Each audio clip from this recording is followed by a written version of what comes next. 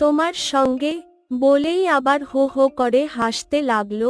আচ্ছা, তুমি যখন নিজের মুখে বলছো তবে তো রাজি হতেই হয়। তাহলে কত দূর যাওয়ার প্রতিযোগিতা হবে? আর কখন শুরু হবে?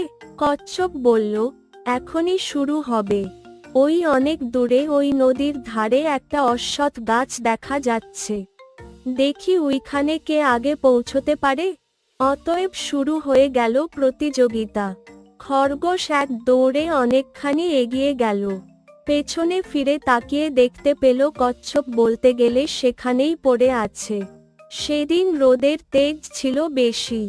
পাশেই গাছের নিচে একটু ছায়া দেখে খরগোশ ভাবল, একটু বিশ্রাম নিলে ভালো হয়। এখানে পৌঁছতে কচ্ছপের অনেক দেরি আছে। একটু বিশ্রাম নেয়া যাক। হঠাৎ ফুরফুর করে হাওয়া বইতে লাগলো।